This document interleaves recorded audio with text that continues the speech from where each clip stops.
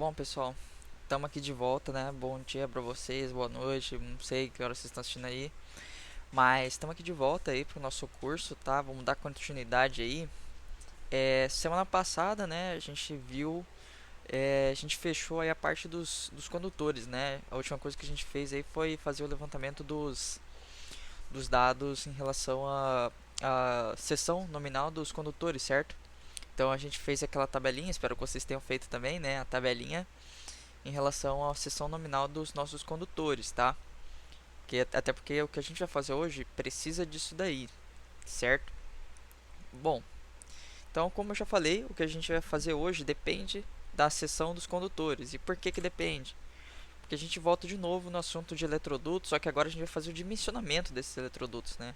Se a gente for para pensar, a gente calculou, né, o tamanho dos condutores, né? A gente viu, a gente vai usar tantos fios 2,5. O fio ali da tomada 2,5, fio ali do chuveiro foi 6 milímetros, fio do ar-condicionado 2,5. A gente fez o dimensionamento, né? Lá a gente já tem tudo isso daí calculado.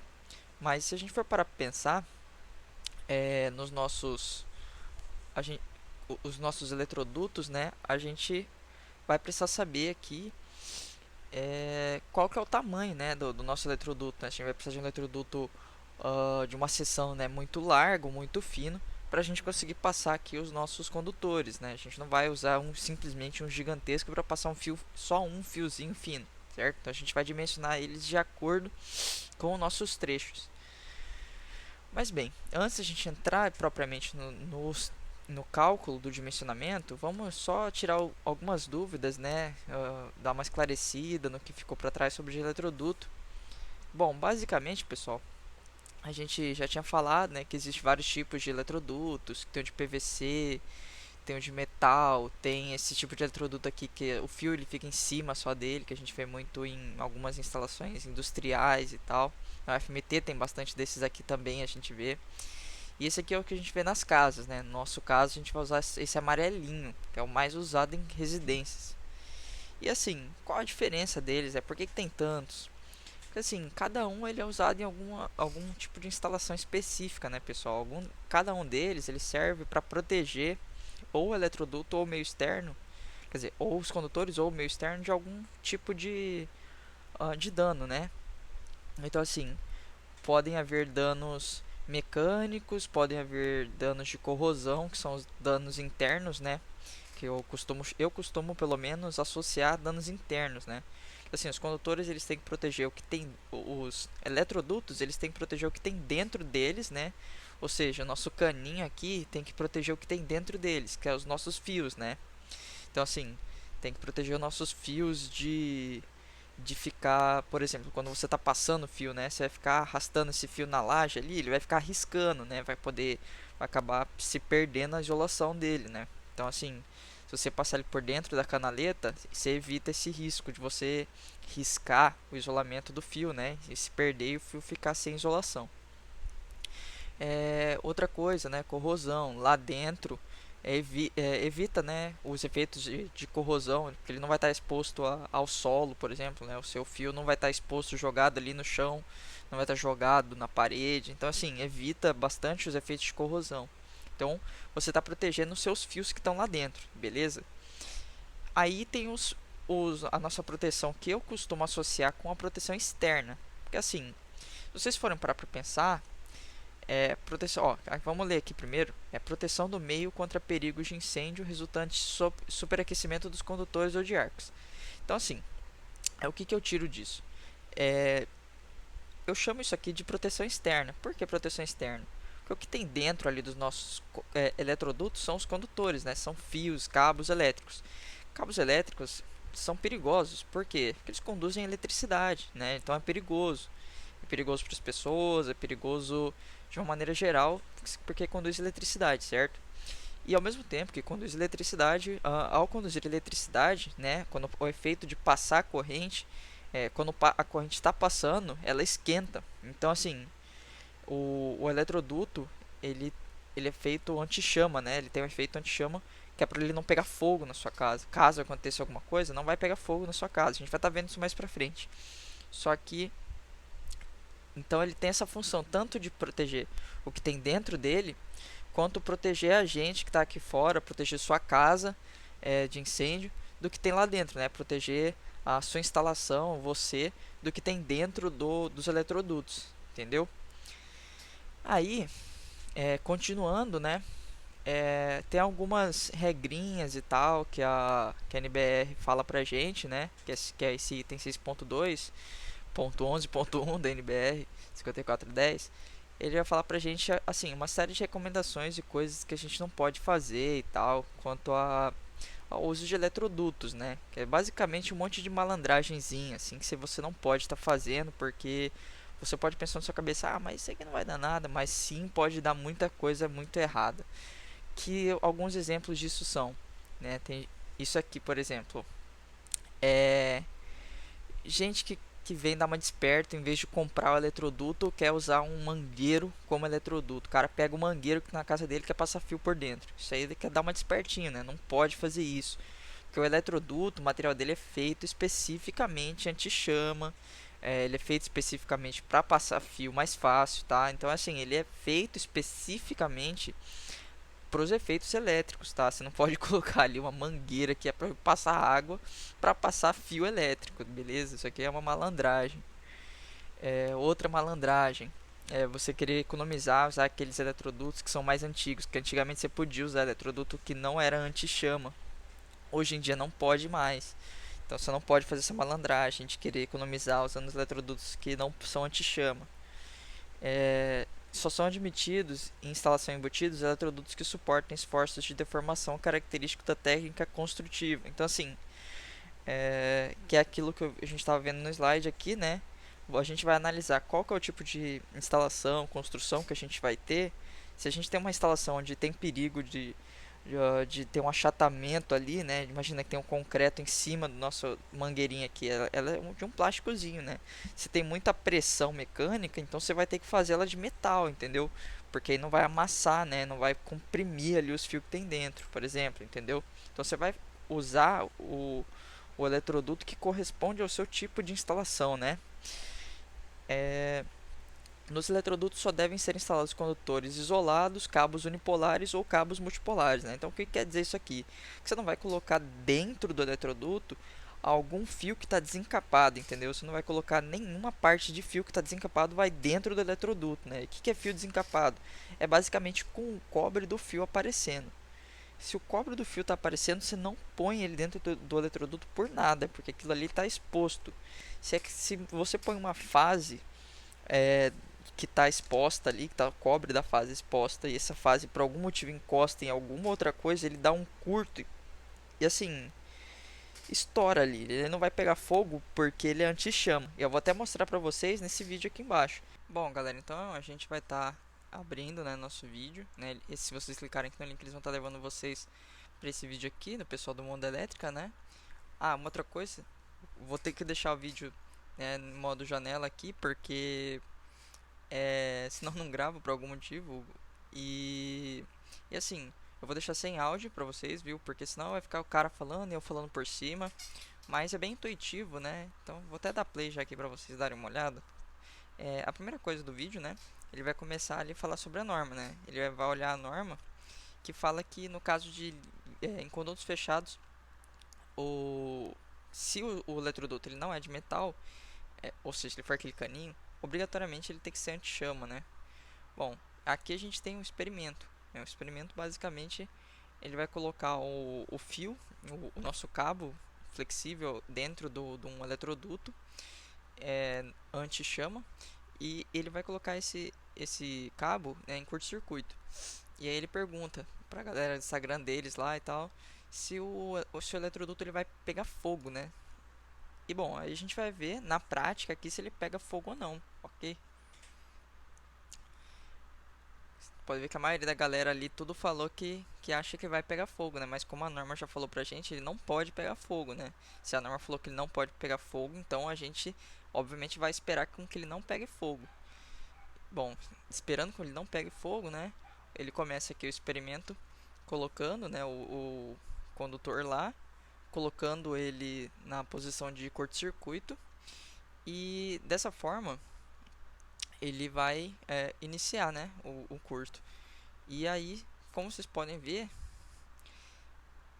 através da fumaça, né, você já imagina a temperatura que tá. E não só a fumaça, olha ó a cor do cobre. O cobre tá vermelhinho. Até agora é vermelhinho, mesmo com ele já apagado. E vocês veem lá, né? Até voltar um pouquinho aqui, ó. Ele derreteu a parte de PVC dele, né? A borracha de PVC dele, que é o isolamento, ele derreteu ela completamente. E não só isso, ele também derreteu o eletroduto. Só que assim, né? Ele derreteu o eletroduto e derreteu o isolamento de PVC. Isso aqui realmente está simulando um curto-circuito que acontece na sua casa. Só que o que acontece? Vai ter um curto-circuito, vai derreter lá, né, a sua isolação e tudo, mas não vai pegar fogo na sua casa. Porque ele não espalha chama. E esse é o objetivo dele, entendeu? Que não aconteça um incêndio na sua casa. Fechou, galera? Então a gente volta, né, pro nosso slide. E dessa forma, a gente vai ver aqui o próximo tema. Prosseguindo nossa aula, a gente estava falando aqui sobre as dimensões internas dos eletrodutos, né? Que era outra parte que a gente tinha que falar. As dimensões internas, galera, é o seguinte, né? As dimensões internas e de suas conexões devem permitir que após a montagem da linha, os condutores possam ser instalados e retirados com facilidades, né? Que é o seguinte, se você tem imagina a mangueirinha, né? Imagina o nosso eletroduto. Você não pode encher ele, né, de fio. Você não pode deixar ele completamente lotado de fio. Por quê? Porque imagina no futuro você quer instalar um novo equipamento, né? Você vai instalar uma nova tomada, um novo equipamento. Você vai passar como? Você vai estar lotado aquele eletroduto, né? É aquilo que eu falei na aula passada. Põe no máximo 3 circuitos, né? Limita a 3 circuitos por eletroduto, né? Por trecho de eletroduto, justamente. Bom, um dos motivos era esse, né? Para você evitar para você conseguir fazer manutenção depois, né? Para você conseguir estar passando um novo circuito mais para frente e tal. E é, também tem o motivo de você estar conseguindo evitar aquele fator de agrupamento. Lembra que eu falei que vários condutores, quando estão juntos, eles esquentam um ao outro e aí atrapalha o fator de condução de corrente deles? Também tem isso. Então, assim, justamente por isso, por esses motivos, a gente tem que, por norma, você tem que fazer um fator de taxa de ocupação do eletroduto. Então, assim, por norma, se você tem um eletroduto de seção, né, que a área dele, né, a boquinha dele tem uma área de 20 milímetros, se você está passando se você está passando 3 ou mais fios por ele, que é quase 100% dos casos, você quase nunca vai passar menos de 3 fios, né? Imagina assim, uma tomada vai uma fase, um neutro e um terra. Se você for colocar só uma tomada, já é 3 fios. Uma lâmpada são 3 fios, né? Um neutro, fase e retorno já é 3 fios também. Então assim,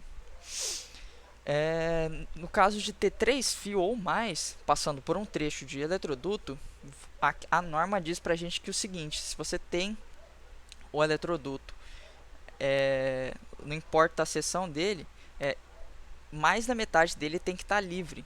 Então assim, você só pode ocupar 40% da seção do eletroduto. Os outros 60% tem que ficar livre para que você faça uma manutenção no futuro, passe um novo circuito mais para frente numa reforma, e para evitar o fator de agrupamento e por aí vai, tá? E outra coisa que a gente tem para falar ainda sobre eletrodutos é que a gente tem que colocar uma caixa de passagem, que a gente já falou na aula passada sobre caixa de passagem, lembram? A gente tem que colocar uma caixa de passagem a cada 15 metros de eletroduto. 15 metros é coisa pra caramba, tá? Na nossa casa é coisa pra caramba, 15 metros. Basicamente, né? Na nossa casa, sei lá, deve dar uns 15 metros a casa inteira. Então a gente vai colocar uma caixa de passagem no máximo, você vai ter no máximo 15 metros de seção de eletroduto sem colocar uma caixa de passagem. E bem, por que eu coloquei aqui e o que é isso aqui, tá? Primeiramente, isso aqui é o fio guia. E o que é o fio guia? Bom, o fio guia ele serve para você passar os fios, né, pelos eletrodutos. Ele é um fio grosso, né, que serve para você passar pelos eletrodutos. Você amarra aqui os fios que você quer passar. E aí com essa parte da cabeça dele, você entra no eletroduto e você começa a empurrar ele e puxar e depois puxar para sair do outro lado, né? Até que você consiga sair com essa outra parte traseira dele saindo com os fios do circuito que você deseja. Então assim, é a ferramenta que você usa para passar os fios pelo eletroduto. Então você vê, é mais um dos motivos, esse aqui é o terceiro motivo, na verdade, pelo qual você precisa, né, desses 60% livre do eletroduto, né, para ter espaço também para o fio guia, né, porque não é só, você tem que pensar que não é só os fios, não é só os fios do circuito, né, não é só a fase, o neutro e o terra que vai passar. O guia também vai entrar. Tudo bem que ele vai entrar e vai sair. Ele serve só para passar os fios por ali, entendeu? Você vai passar ele, vai tirar, tudo bem. Mas ele vai ter que entrar e vai ter que sair, certo? E quanto mais ocupado tiver nosso eletroduto, né? Quanto mais circuitos, mais fios tiver, né?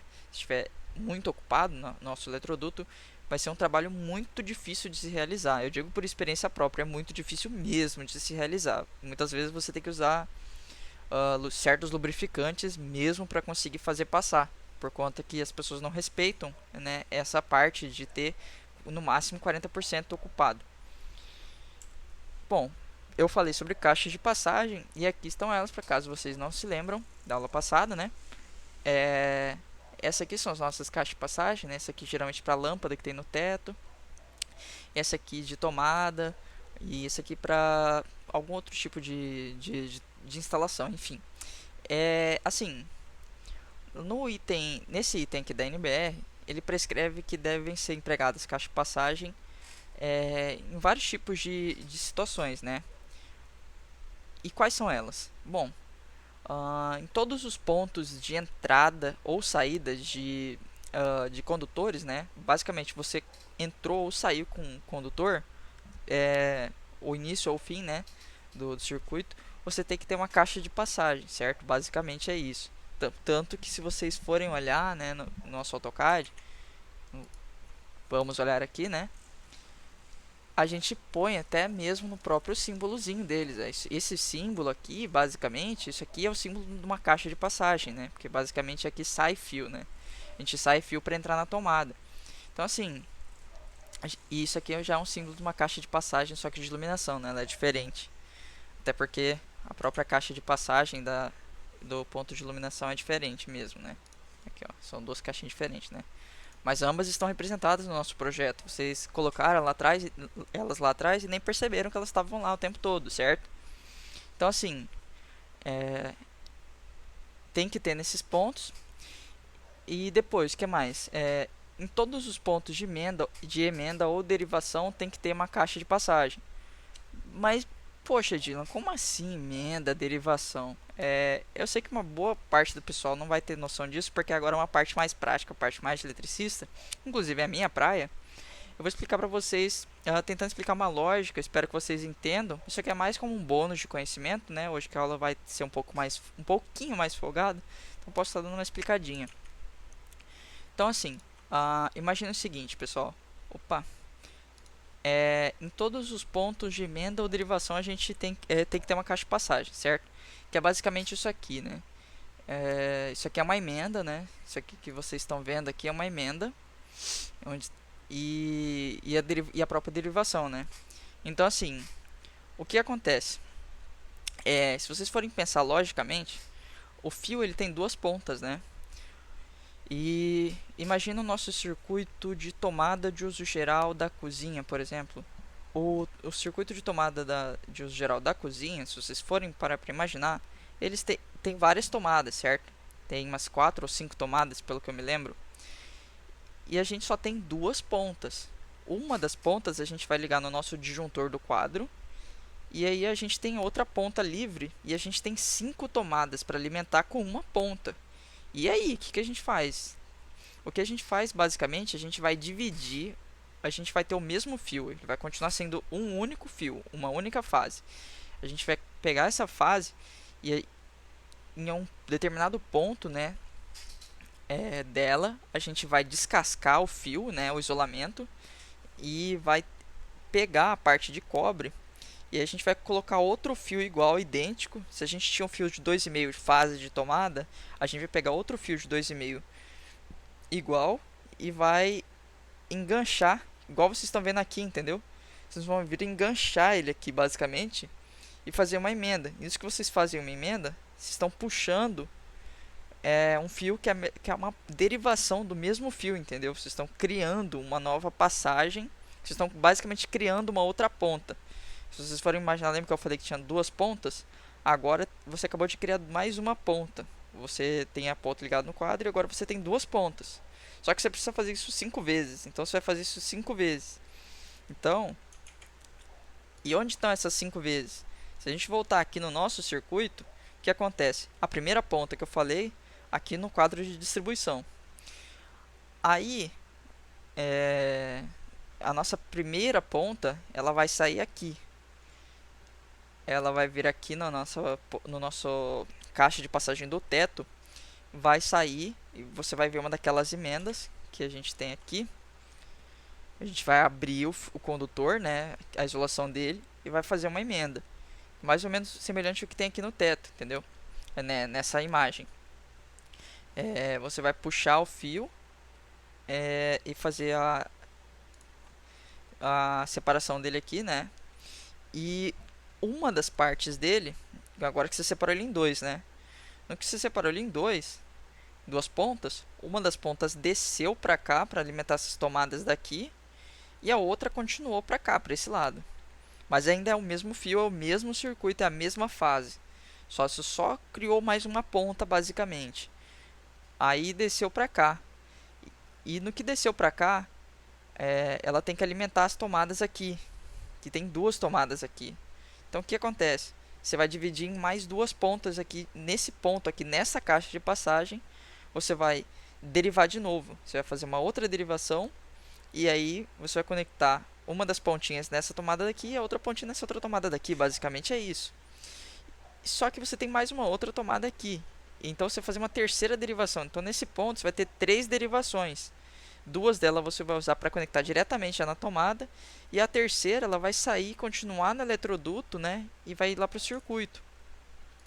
E por aí vai, entendeu, pessoal? Aí aquele fio que era o original, ele vai continuar vindo para cá. Aí ele vai descer ainda, ele não vai fazer nenhuma ligação aqui, que é o que acontece, se vocês forem ver, aqui, ó. Se vocês forem ver nessa imagem, vocês veem que alguns fios eles estão desencapados aqui, que é, por exemplo, os fios que vão alimentar a lâmpada, certo? Você vê que eles estão desencapados, porque eles estão vindo do quadro e eles vão alimentar a lâmpada aqui. Enquanto que alguns outros, ó, vocês veem que tem 3 fios vermelhos diferentes, né? Quer dizer que 3 circuitos diferentes estão passando por aqui, né? São 3 fases diferentes que estão passando por aqui. Então, no nosso caso lá, a gente tem que imaginar o seguinte: tá vindo uma fase lá do quadro, né, nosso e tal, que ela não vai fazer uma ligação da lâmpada, porque o nosso circuito que a gente está imaginando é o das tomadas, né? Então o que vai acontecer com ela? Ela vai passar direto, ela só vai passar pela caixa e vai descer. Tá vendo? Que não acontece nada com ele, ele só passa direto pela caixa. É o que acontece no nosso circuitinho aqui. Aqui em cima, ele só passa pela caixa e desce. E aí a lógica continua para essas tomadas aqui. Elas vai se dividir aqui, uma vai fazer uma ligação e a outra ponta vai continuar. E aqui é o final, pode assim dizer, entendeu? Aqui é a ponta final, que era a ponta original, né? Então a ponta original do nosso circuito foi chegar aqui, que é a nossa tomada do fogão, pelo que eu me lembro. Sendo que antes disso a gente derivou, a gente fez várias derivações, né? A gente fez vários galhos que alimentaram vários outros pontos de tomadas com o mesmo fio, a mesma fase. Só saiu uma fase aqui de um único disjuntor do nosso quadro e alimentou tudo isso. Então, pessoal, basicamente a lógica era essa, tá? E, bom, por último, tem que ter caixa de passagem também, né, naquele padrão que estava escrito aqui. A cada 15 metros tem que ter uma caixa de passagem. Então esses são os 3 fatores para você ter uma caixa de passagem, tá? Espero que vocês tenham entendido. Se vocês não entenderam, quiserem entender um pouco melhor, pode perguntar para mim aí, no privado, tá? Ou no grupo. Ahn, Agora, pessoal, a gente vai estar passando finalmente, né, para nossa parte de dimensionar o nosso eletroduto. E para isso estar acontecendo, eu vou estar pedindo para vocês uma maneira de vocês guardarem essa informação. E assim, como eu sempre falo, né, a melhor maneira de você guardar essa informação é lá no Excel, em formato das nossas tabelinhas, né? Ah, assim, nem é uma tabela muito grande, difícil. Eu vou até mostrar para vocês a tabelinha que eu vou estar usando aqui para vocês para estar organizando, né? Eu estou usando simplesmente essa tabelinha daqui.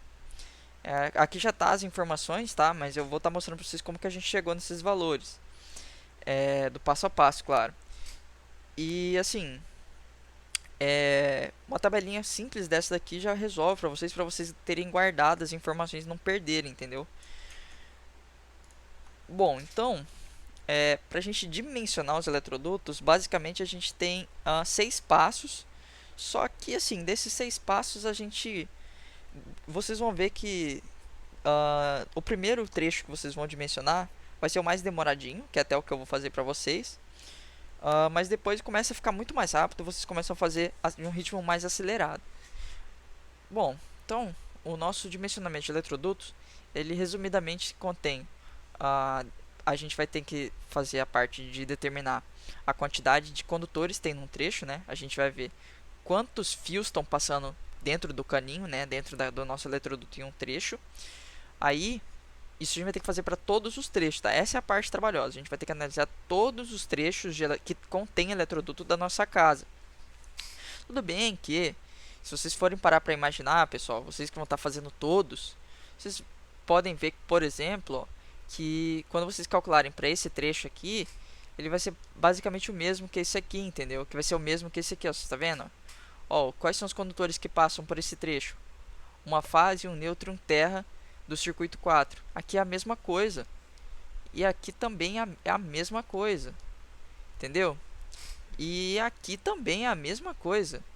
Então, se vocês forem parar para estar analisando, né? Vocês têm que ver a quantidade de fio que está passando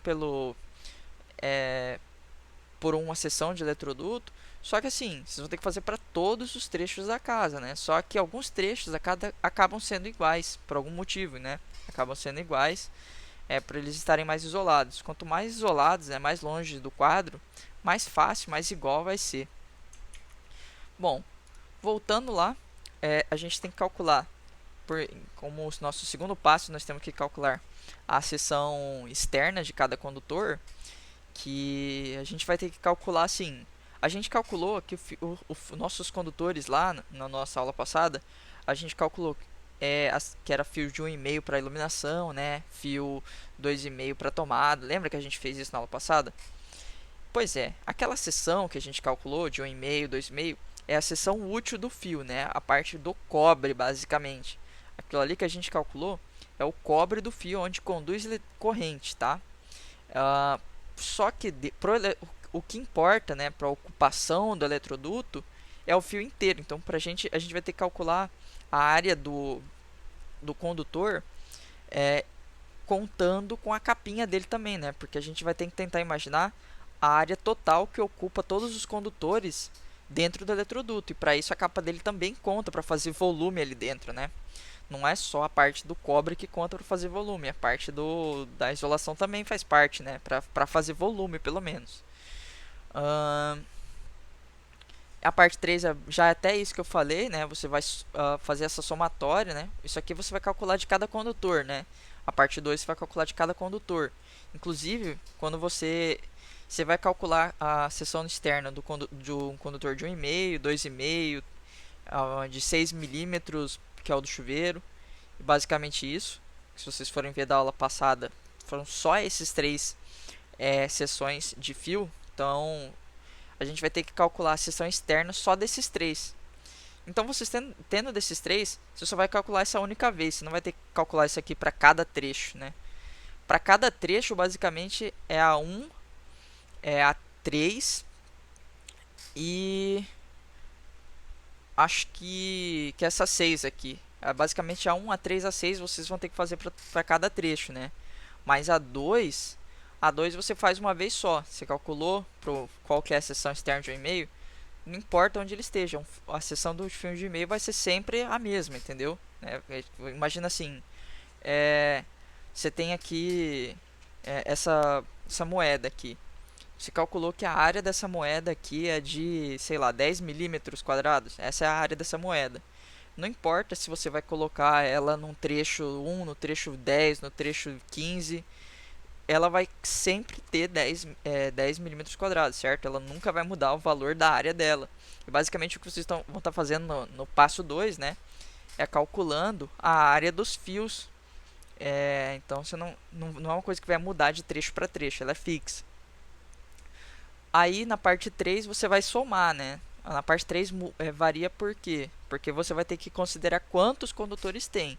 Então assim, você vai ver, por exemplo, tem um trecho lá que passa dois circuitos, né, de iluminação e tomada. Então são duas fases, dois neutros e duas fases, dois neutros e um terra, porque o terra é compartilhado. Então duas fases, dois neutros e um terra.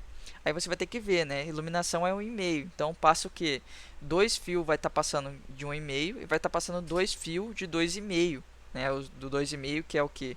Uma fase, a fase e o neutro da tomada são 2,5 e a fase e o neutro da iluminação é 1,5. Então são dois fios de 1,5 e dois fios de 2,5 e mais o terra de 2,5. Então são três fios de 2,5 e um fio de 1,5 passando. Eu sei que ficou confuso, mas eu vou estar mostrando para vocês. Isso aqui é só um resumo, tá? Aí você vai estar analisando de cada trecho e somando.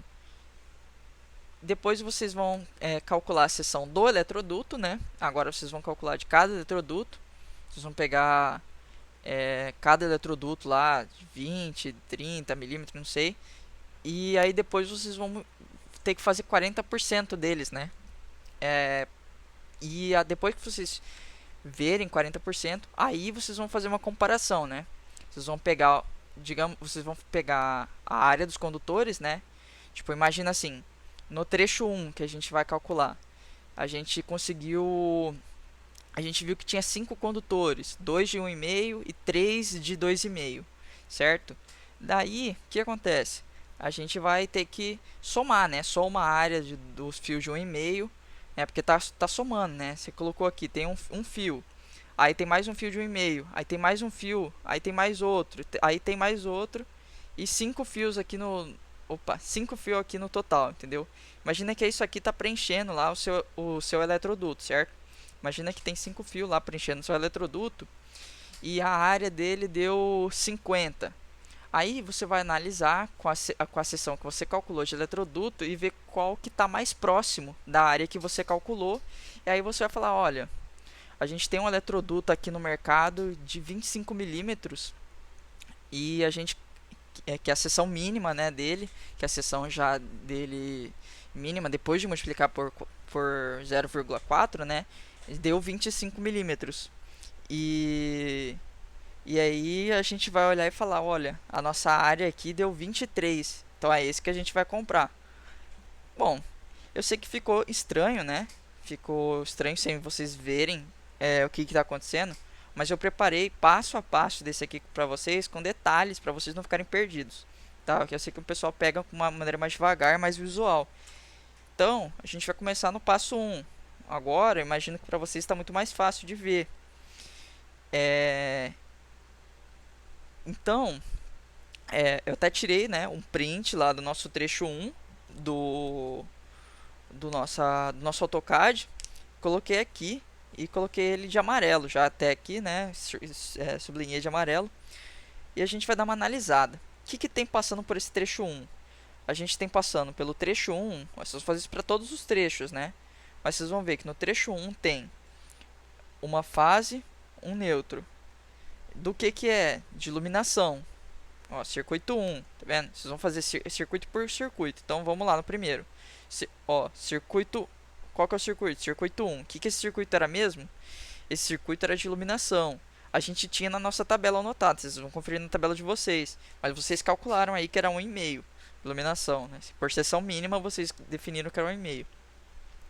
Então vocês vão ver lá que o circuito 1, iluminação, tem uma fase e um neutro, tá vendo aqui, ó, uma fase e um neutro. Então eu coloquei aqui para vocês, vermelhinho, né, e azul, a fase de 1,5, um neutro de 1,5, né?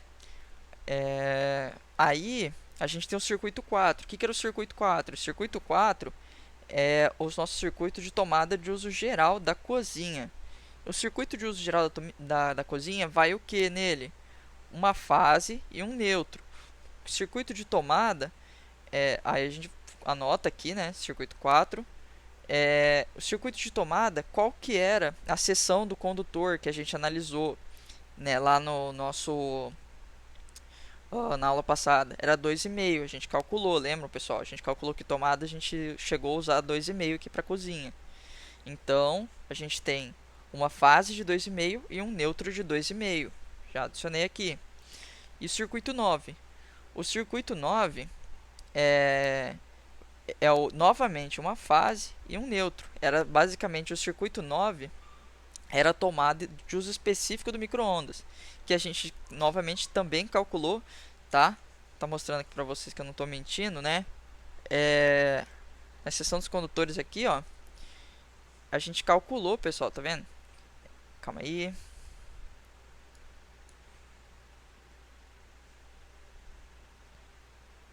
Aqui, ó, a gente calculou que é por seção mínima, né? As tomadas é 2,5 de uso geral da casa, né?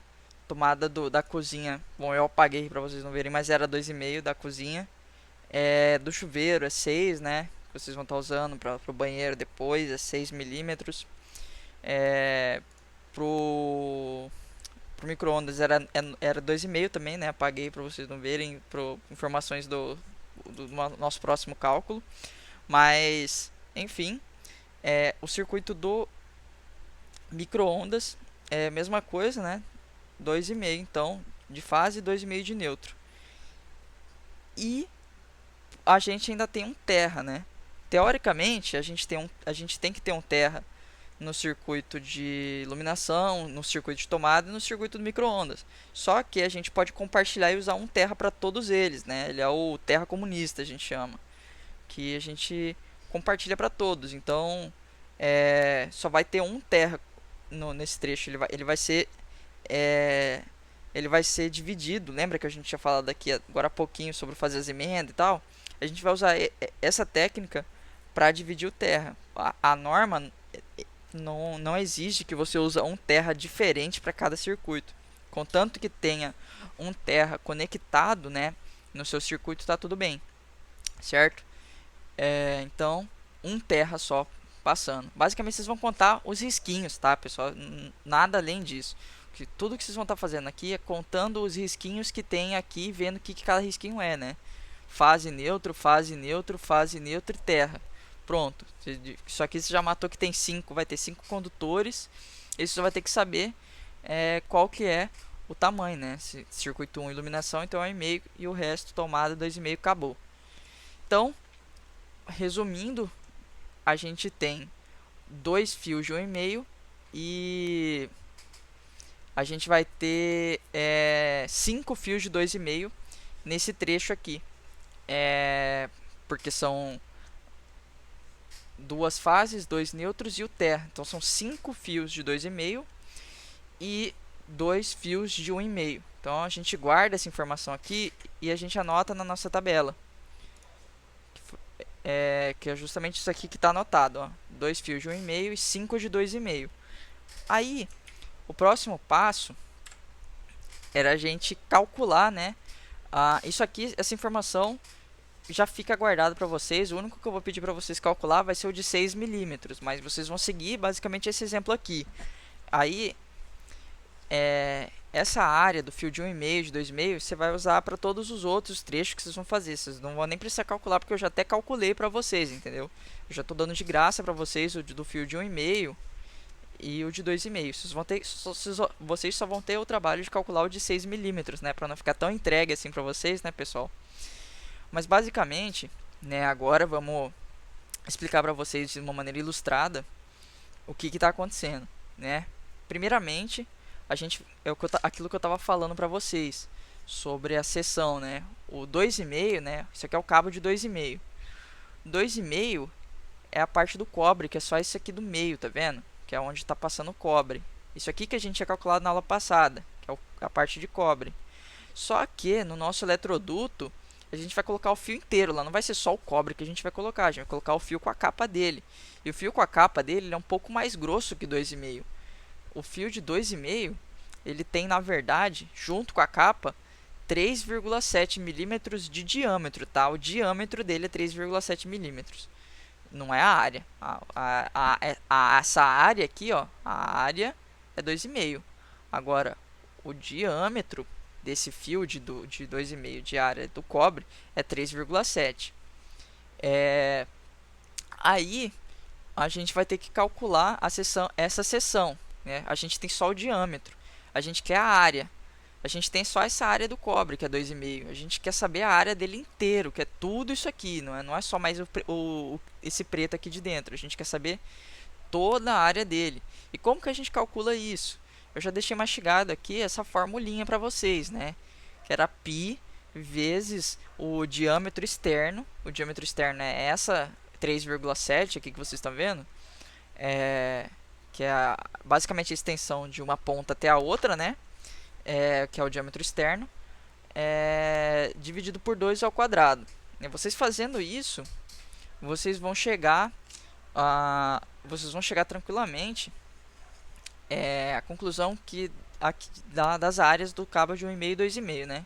Que é o seguinte, né? No nosso cálculo do cabo de 1,5, por exemplo, né? Vou estar mostrando para vocês de 1,5, a gente pega o π vezes o diâmetro externo dividido por 2 ao quadrado. Então, substituindo, quem é o diâmetro externo do nosso fio de 1,5? Então, a gente vai lá na tabelinha, né, nessa tabelinha que eu já forneci para vocês aqui, e a gente procura o fio de 1,5. O fio de 1,5, tá vendo aqui, ó, fio de 1,5? O fio de 1,5 a gente tem que ver o diâmetro externo. Outra coisa, notem que ele é um cabo e não um fio, tá? Ele é um cabo flexível ainda por cima. Então, é que nem a setinha ponta. É esse lado que vocês têm que estar olhando, né? Então, aqui, nosso cabo de 1,5, se nós formos estar olhando, ele tem 3 milímetros de diâmetro externo. E aí a gente só faz a matemática e a gente chega nesse valor. O de 2,5 já está até aqui a resposta, né? Mas eu fiz questão de colocar para vocês aqui, para mostrar como faz. 2,5 a gente vai pegar, né? E o diâmetro externo dele é 3,7, né? Não basta já ter colocado aqui, ainda puxei a setinha para vocês darem uma olhada de como é. E aí o de 6 milímetros, pessoal, é a mesma coisa. Vocês vão vir aqui, olhar o de 6 milímetros e vão substituir o 4,8 aqui, entendeu? E pronto, vocês vão chegar no valor lá da área do fio de 6 milímetros, substituindo 4,8, né, aqui no diâmetro externo. Bom, com isso, a gente tem o nosso valor de área de um cabo de 1,5 e de 2,5 já. Agora que a gente vai somar do nosso trecho 1. No nosso trecho 1, vocês lembram que a gente tinha dois cabos de 1,5 e 5 cabos de 2,5, né? Então, a gente vem aqui, né? A área era 7,065 do fio de 1,5 e a gente substitui naquela equaçãozinha que a gente montou, né? Basicamente, se a gente tem dois fios de 1,5, então é 2 vezes 7,5, que é 2 vezes essa área, né? Você vai ter um fio de 7,5 aqui. Se você tem dois fios, então é 2 vezes essa área, certo? Então, você tem 2 vezes 7,05, porque são dois fios, e 5 vezes 10,14, porque são 5 fios de 2,5.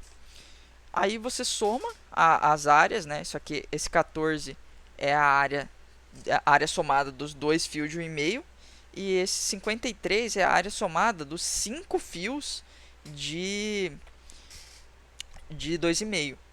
E aí vocês vão ter esse 67, que é a área somada dos 7 fios. Agora vocês vão imaginar aqui, ó, 7 fios. Vocês têm aqui 7 fios, né, 7 cabos, sendo que 2 deles aqui são de 1,5 e 5 deles são de 2,5. Então você imagina o quanto de área isso ocupa.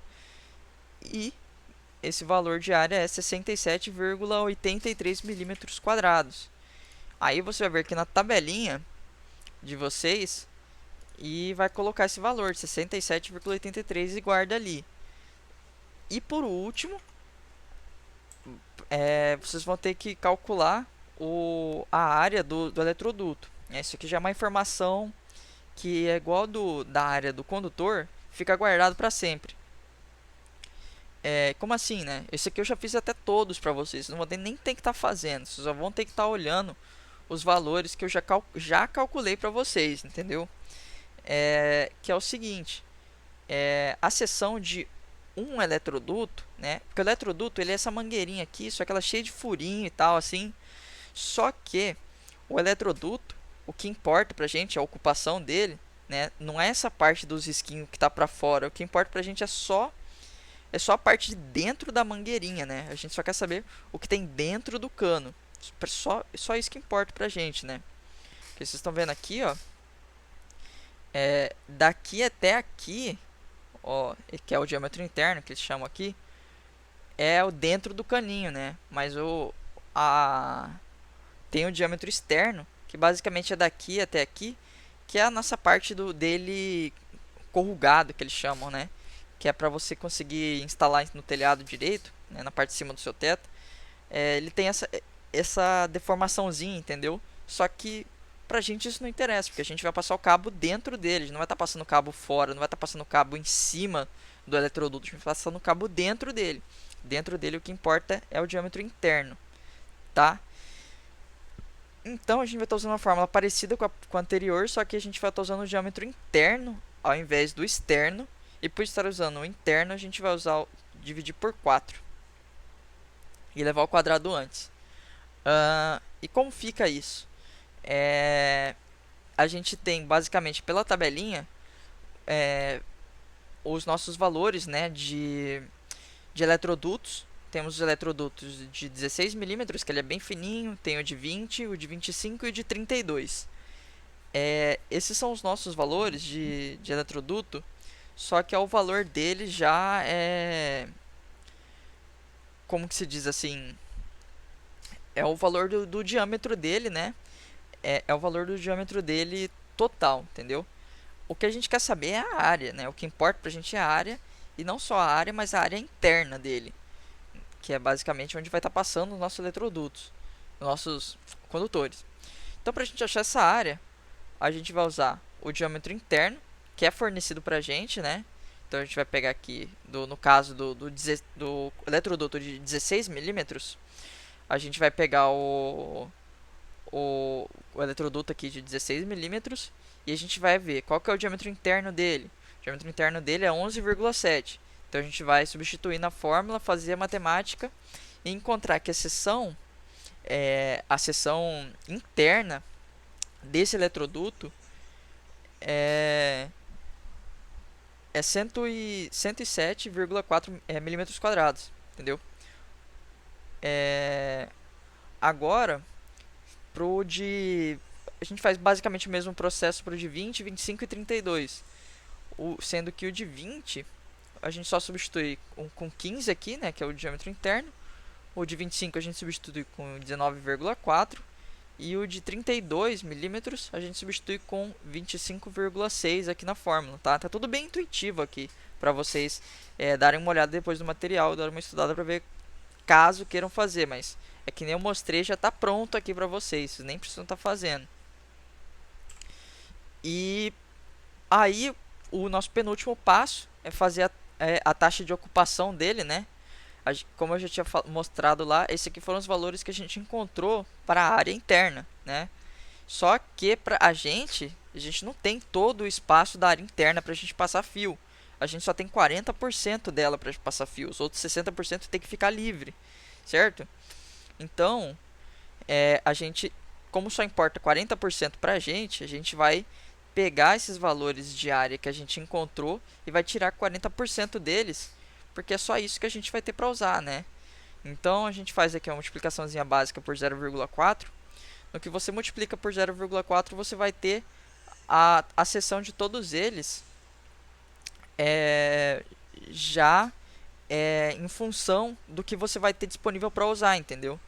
Então, basicamente, ó, um eletroduto de 20 milímetros aqui, é, o eletroduto de 20 milímetros, você tem de diâmetro, tá? O eletroduto de 20 milímetros de diâmetro, ele tem 70,64 milímetros quadrados de seção. Esse milímetros quadrados que eu coloquei aqui está errado e eu vou estar ajustando ali no slide quando ele estiver sendo enviado para vocês, tá? Pode ficar tranquilo que eu vou estar colocando aqui só com milímetros, porque ele é diâmetro, tá? Mas como área, vocês percebem que, tipo assim, dos 176 milímetros quadrados que ele tinha no total, né? Isso aqui era ele, o total, né? A nossa mangueirinha, assim, completa ali para passar fio. Só que, como a gente já tem 40% dela para passar fio, acaba que os nossos 40% acaba sendo só 70 milímetros quadrados, né? De seção. E aí, o sexto passo e último, basicamente, é pegar o nosso valor que a gente encontrou da nossa seção total de eletroduto, que lembra que a gente somou, né? A gente pegou, tinha 7 fios, 2 de 1,5 e 5 de 2,5, e a gente foi somando a área de cada um deles. Quando a gente somou tudo, a gente chegou nesse valor aqui, né? De 67,83 milímetros quadrados. Essa era a área total dos fios, de seção de fio, né? Aí, a gente vai tentar achar, num desses 4 valores aqui de eletrodutos, qual está mais próximo, só que superior, entendeu? Você não pode colocar um valor inferior. Ah, como assim inferior? Digamos que a sua soma tivesse dado aqui 75. Se tivesse dado 75 aqui, você não poderia mais usar esse eletroduto. Você teria que usar o próximo valor já. Por mais que está próximo, você tem que usar um maior. Você nunca pode usar para ficar apertado. Você sempre tem que deixar com folga, né? Passou, já era. Nesse caso aqui, ele está abaixo, né? A gente tem 67,83 milímetros quadrados. Então a gente vai analisar o primeiro caso. O nosso eletroduto mais fino, que é o de 16 milímetros, ele tem como seção útil para a gente 43 milímetros mais ou menos, milímetros quadrados. Então assim, para a gente fica ruim, porque basicamente a gente vai ocupar mais de 40% do espaço dele, né? Isso está fora da norma. Aí a gente vai analisar o próximo caso, né? Um eletroduto de 20 milímetros. O eletroduto de 20 milímetros, a gente vai estar... ele tem 70 milímetros quadrados. E a gente vai estar usando 67. Então a gente está dentro. Isso aqui seria como se a gente estivesse usando cerca de 38, 39% do eletroduto. Isso aqui está ótimo, está tranquilo, estando abaixo dos 40% de ocupação, está tranquilo. O que não pode é estar passando, né? Aí vocês vão estar calculando os próximos trechos de vocês aí, entendeu? Digamos que o próximo trecho dê aí uma seção aí de uns 130 milímetros quadrados, que passou um monte de fio. Vocês projetaram aí, tem um trecho que passa cabo de chuveiro, passa cabo de ar-condicionado, que é cabo mais grosso, né? Imagina uma seção dessa aí que passa cabo de chuveiro, ar-condicionado, tudo. Nessa seção aí, imagina aí que a seção de somada dos condutores nesse trecho acabou dando 130. Se tivesse dado 130, qual desses que a gente usaria? 40 não dá, 130 é muito maior. 70 não era também. 118 também não é, porque o nosso já está maior. Então só sobra pra gente usar 205. 205 é maior que 130, né? Então a gente estaria usando um de 32 milímetros. Então, basicamente, é assim que a gente calcula, né, a seção de eletroduto que a gente vai estar usando no nosso circuito, no nosso trecho. E assim, por último, agora eu prometo que é por último, da parte do eletroduto, o que acontece? Vocês vão ter que colocar no AutoCAD de vocês esse símbolozinho aqui, que é esse símbolo θ. E aí do lado do símbolo θ, vocês vão ter que estar colocando esse número que representa a seção seção em milímetros do eletroduto, entendeu? Lembra que aqui eu falei que está errado em milímetros quadrados? É isso, entendeu? Digamos que o que a gente calculou aqui foi que a gente vai usar um eletroduto de 20 milímetros, né? Então vocês vão colocar lá um θ, esse símbolozinho do θ, né? Fazer um bloquinho para ele para um θ, e vão colocar lá 20. E põe na tabela o 20 aqui, para guardar a informação para vocês. Tanto que uma das coisas que eu vou pedir nessa aula de hoje é vocês preencherem essa tabelinha para mim, dos trechos dos circuitos de vocês aí. Pois bem, fazendo isso a gente finalizou eletroduto. Parabéns a vocês, já estão classificados aí para mexer com o eletroduto tranquilamente da casa, beleza? Agora que vocês estão expert aí já em eletroduto, passar fio, qual que é o tamanho do fio e tudo, e fator de temperatura, agrupamento dos fios, né? A gente ainda tem mais um último tópico, né, sobre proteção assim dos circuitos, né, ainda naquele assunto de circuito, né, que é os disjuntores. Só que os disjuntores é uma parada diferente já, né? É um lance diferente. E assim, o que são os disjuntores, né? Bom, os disjuntores basicamente são aquelas chaves que a gente vê no nosso quadro, né? Todo mundo já deve ter visto um disjuntor na vida, não é possível. Pois bem, os condutores vivos devem ser protegidos por um ou mais dispositivos de seccionamento automático contra sobrecargas e contra curtos-circuitos, né? Aí em seguida eu vou estar conceituando para vocês o que é sobrecarga e curto-circuito. Porque assim, o disjuntor ele serve para proteger, pelo menos o disjuntor em si, ele não serve para proteger você de tomar choque nem nada disso. O que serve para proteger você de tomar choque é o nosso conteúdo da próxima aula, né? Por enquanto, o conteúdo dessa aula de hoje é para proteger. O disjuntor é o conteúdo de hoje que a gente vai estar explicando aqui, e por que ele serve para proteger o circuito, né? Ele não protege você, ele protege o circuito. Ele vai proteger sua casa ali, né? Vai proteger os fios, e é isso que ele faz basicamente, né? E ele vai proteger isso contra dois efeitos. O primeiro sendo o efeito de sobrecarga. O efeito de sobrecarga é quando uma corrente nominal da carga é superior à corrente nominal de projeto do circuito. E o que é isso na prática, né? O que é isso no nosso cotidiano? No nosso cotidiano é basicamente essa imagem que eu coloquei aqui para vocês, que eu imagino que você já deve ter feito isso na vida ou visto algum amigo fazer. Basicamente, quando a gente projetou, né, nossos circuitos e tudo, a gente projetou uma corrente ali, vocês lembram? A gente tinha projetado mais ou menos a corrente ali a corrente corrigida e tal ali que a gente já está usando no nosso circuito. Lembra? Eu posso até estar mostrando aqui na tabelinha para vocês, ó. Seção dos condutores. Lembra aqui no circuito 1 aqui, por exemplo, a nossa corrente corrigida aqui é 7,5, né? Então a gente está rolando aqui uma corrente de mais ou menos 7,5 amperes, né? No nosso circuito 1. Aí imagina um circuito de tomada, né? Um circuito de tomada aqui da casa, um circuito de tomada da casa. Tá passando uma corrente de 13,5. Então você vai chegar aqui com essa ideia de jirico e vai colocar uns equipamentos que puxam muita corrente, que não são do circuito da casa. Por exemplo, você vai colocar uns equipamentos aí, tipo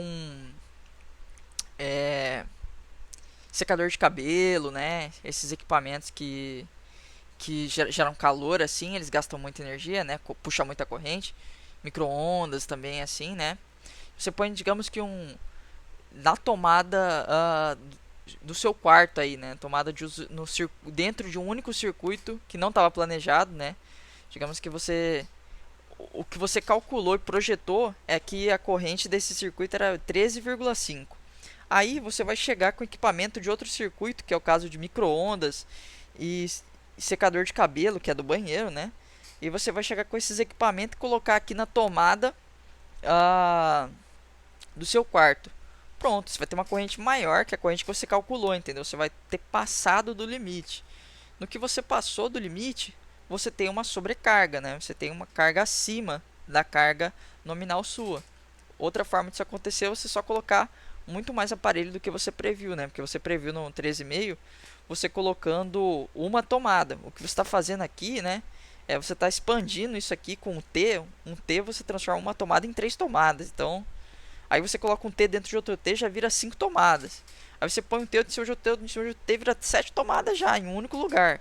Então você previu uma tomada no seu projeto, só que o cara veio com um monte de T ali, régua e tal, virou 10 tomadas em um único ponto na parede.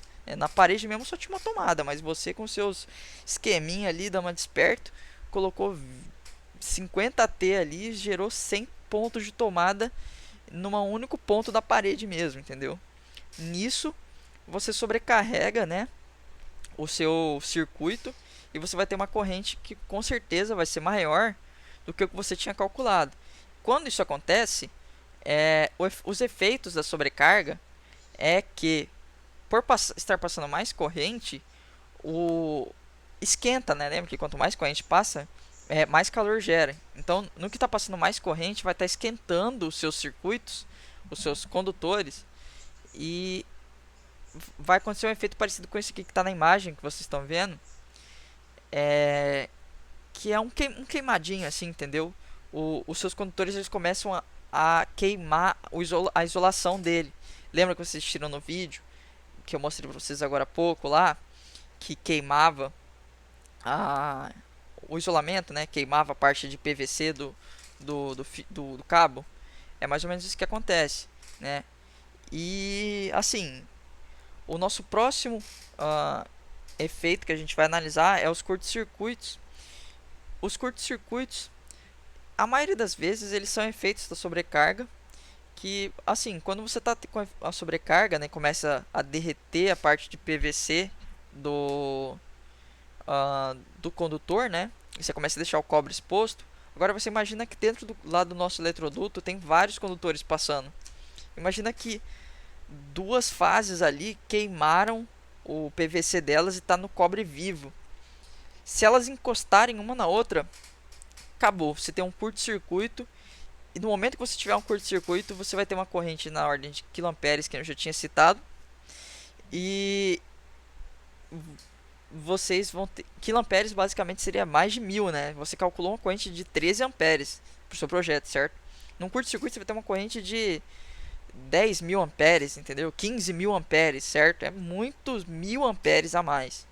Nisso gera cenas que nem essa aqui que vocês estão vendo, né? Do chuveiro aqui, queimou tudo aqui no chuveiro.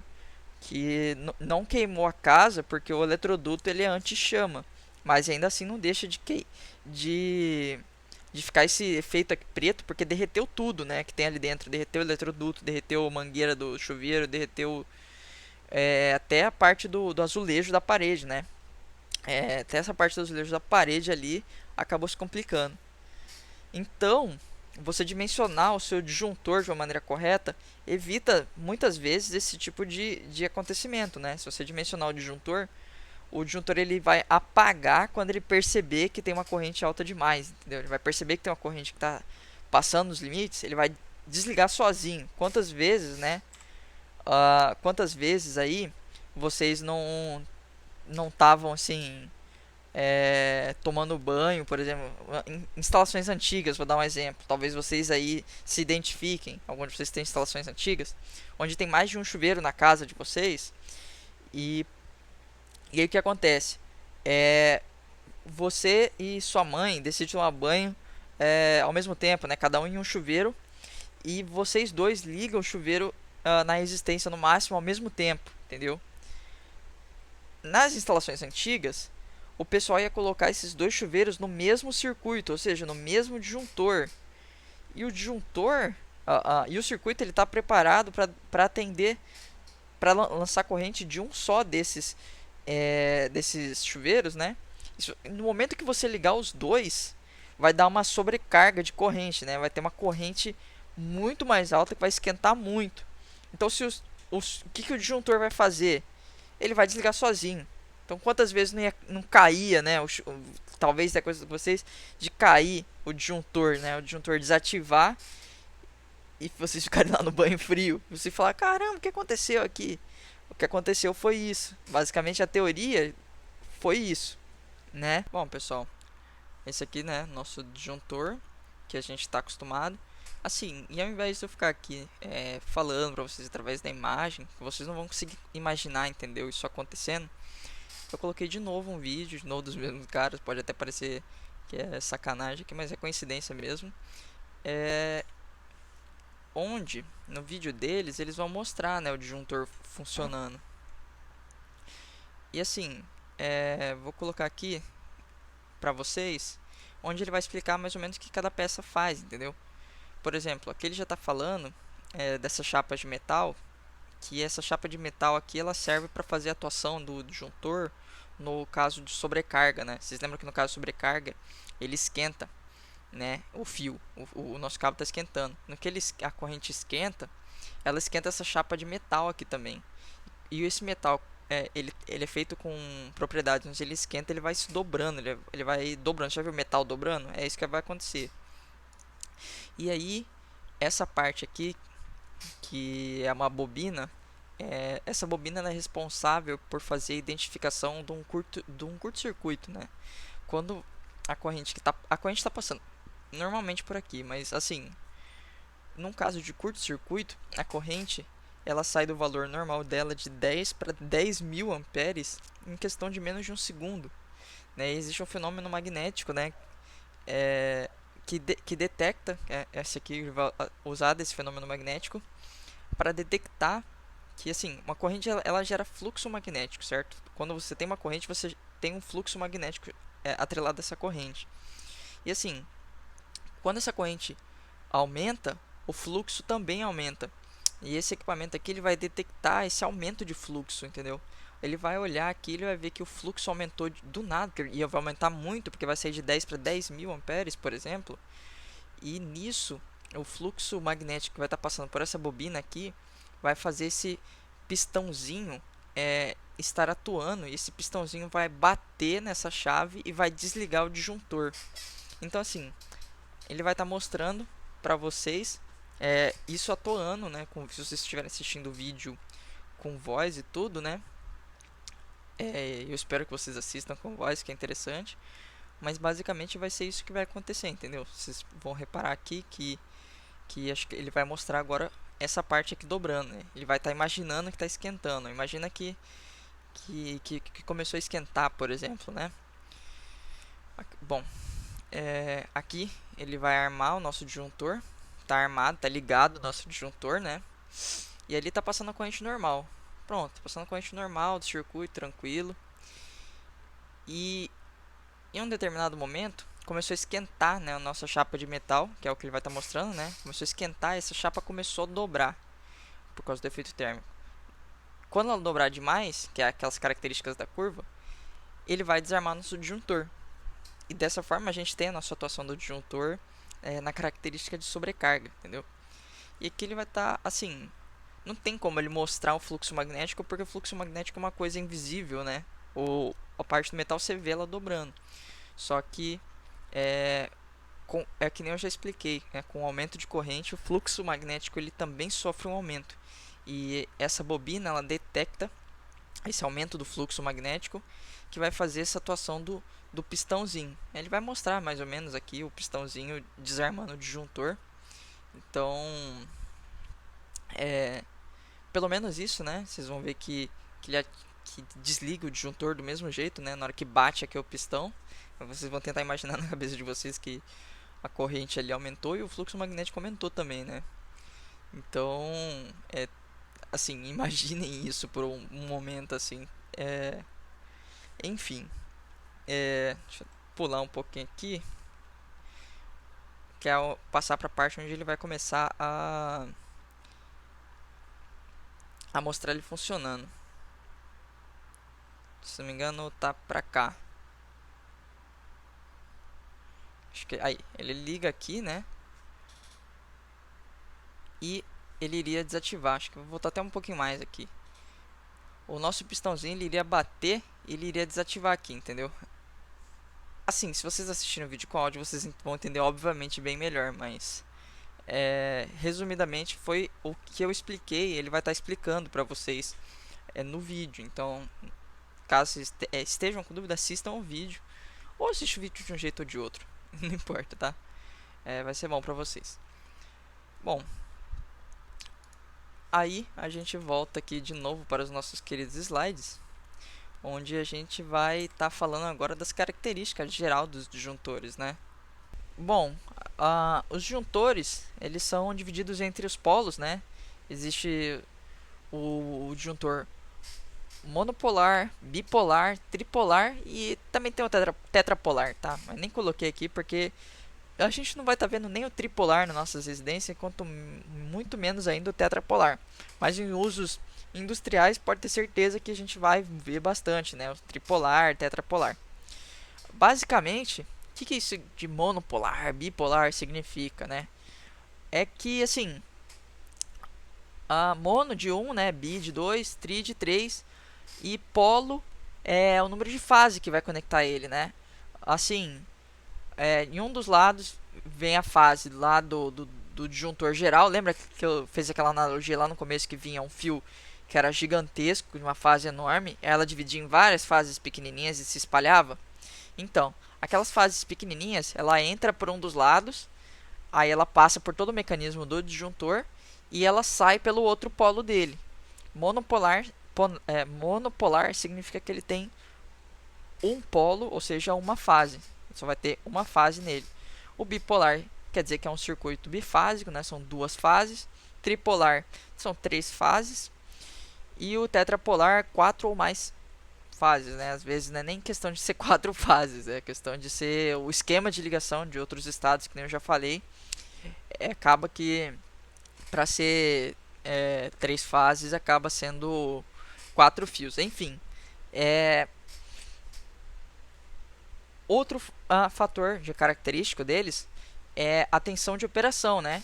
Existem os disjuntores de baixa tensão, que é esses que a gente está muito mais acostumado em ver, né? Todo mundo já deve ter visto esses aqui, que é os que a gente tem dentro das nossas casas. Todo mundo já deve ter visto. Quem não foi nunca desligar um disjuntor na vida, ou religar ele, né? Depois daquele lance do banheiro que eu falei.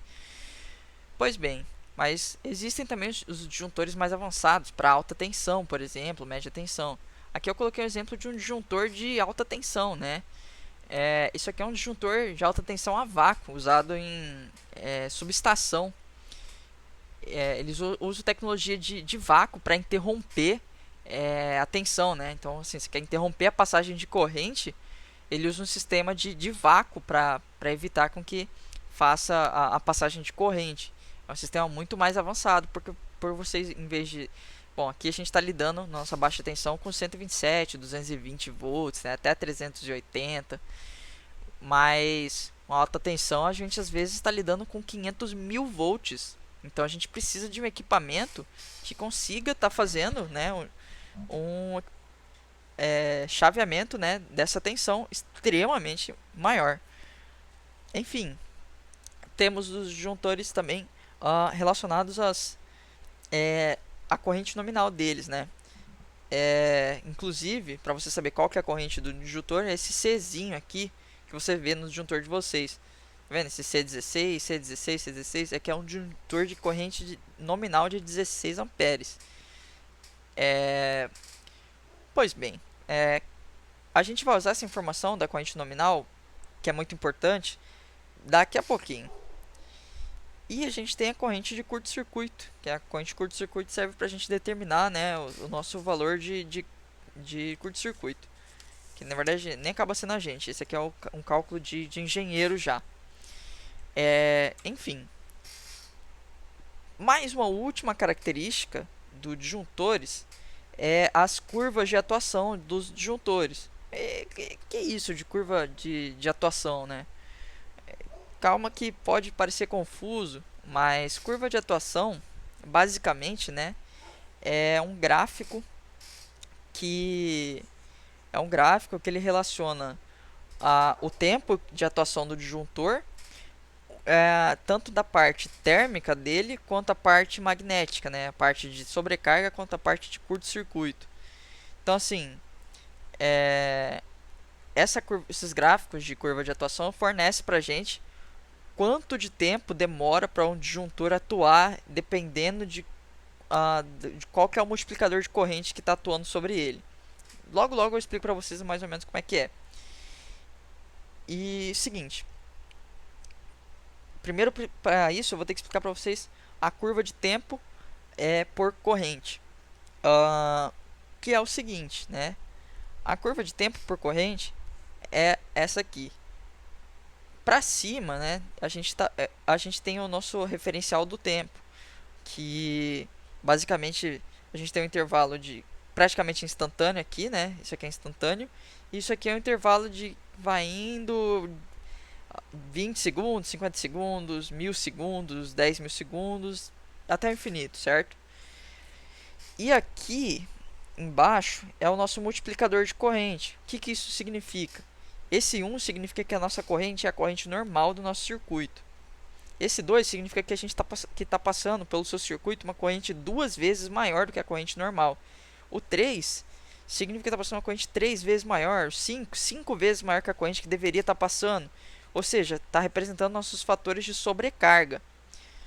Sobrecarga geralmente é 2 vezes, tá vendo? E é aqui que entra a nossa região T e região M. A região T é a região de sobrecarga do nosso disjuntor, que é essa região aqui mais para cima. Por quê? O que isso significa, né, exatamente? É uma região que demora mais para ativar. Como assim? Quer dizer que condições de sobrecarga, a gente tem que ter uma corrente que é maior que a nossa corrente que passa pelo nosso circuito, mas também não tão maior, porque se for tão maior já é curto-circuito, lembram? Então a gente tem que ter uma corrente que é um pouco maior. O que seria um pouco maior? Seria uma corrente que seria, sei lá, 2 vezes maior, no máximo, assim, né? No máximo 3 vezes maior, né? Imagina, seu circuito de tomada é 13 amperes. Imagina que se você for colocando um monte de T aí, o máximo que você consegue chegar é 3 vezes a sua corrente, né? Nominal. E olhe lá, você nunca vai conseguir chegar a isso. Mas até aí você está numa condição de sobrecarga. E o que é uma condição? E o que isso significa pro disjuntor, né? Traduzindo essa informação para o seu disjuntor, significa que se você tiver uma corrente que é 2 vezes, né, maior que a corrente que deveria estar passando pelo seu circuito, quer dizer que vai demorar 20 segundos para o seu disjuntor desarmar. O seu disjuntor basicamente vai ver o seguinte: devia estar passando 10 amperes pelo seu circuito. Aí ele viu que em vez de passar 10 amperes, está passando 20 amperes. Ele vai olhar assim e falar: peraí, cara, tá passando 20 amperes aí pelo circuito. E ficou assim por 20 segundos. Na hora que o seu disjuntor viu 20 segundos seguidos passando 20 amperes, sendo que devia estar passando 10, ele vai pegar e falar: oh, calma aí, vai desligar sozinho e vai desarmar, entendeu? Ele vai desarmar o seu circuito. Então, traduzindo é isso. Agora, numa situação mais real, imagina que o normal seria 10 amperes. E aí, numa situação de sobrecarga, você foi colocando vários T, você teria 13 amperes, né? Mais ou menos ali, porque você colocou um monte de T. Numa situação dessa, quer dizer que você tem 1,3 aí, né? 1,3 vezes a sua corrente nominal. O que seria 1,3? 1,3, sei lá, a gente poderia chutar mais ou menos por aqui assim. Se a gente for fazer uma reta aqui, sei lá, dá mais ou menos aqui, dá cerca de uns 250 segundos. 250 segundos dá uns 3 minutos aí. 3, 4 minutos. Então quer dizer que se você tiver usando aí, colocando vários T na sua tomada e tiver bem dimensionado o seu circuito, seus disjuntores, você vai conseguir usar por 4 minutos várias T's num ponto de tomada, sem que o seu disjuntor apague sozinho. Isso se tiver bem dimensionado. Bom, e aí a gente tem a região M. A região M é a região magnética, né? A gente chama de região T porque é a região térmica. O M é de região magnética, né? A região magnética acontece devido a curto-circuito, né? Curto-circuito é que nem eu falei, se devia estar passando 10 amperes pelo seu circuito, numa situação de curto-circuito vai estar passando 10.000 amperes. 10.000 amperes é 100 vezes a corrente do que devia estar passando, né? Então vai estar ultrapassando até esse gráfico. Então vamos colocar uma situação mais real, 10 vezes aí, ó. Até marcado aqui, ó. 10 vezes a sua corrente. Em vez de estar passando 10 amperes, vai estar passando 100 amperes. É uma situação de curto-circuito. Imagina uma corrente de 100 amperes queima na hora, proteção, causa aquele efeito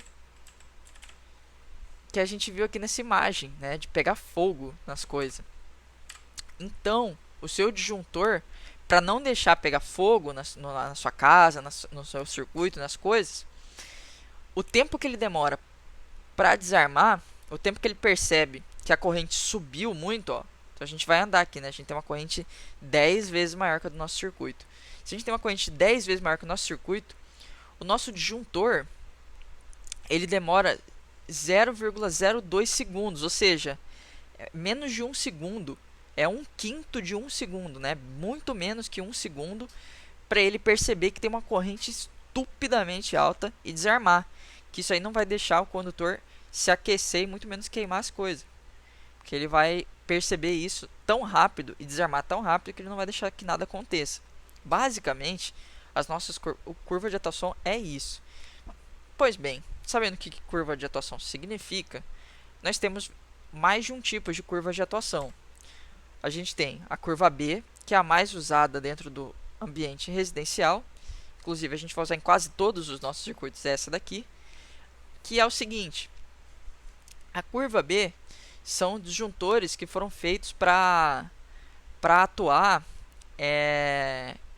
em situações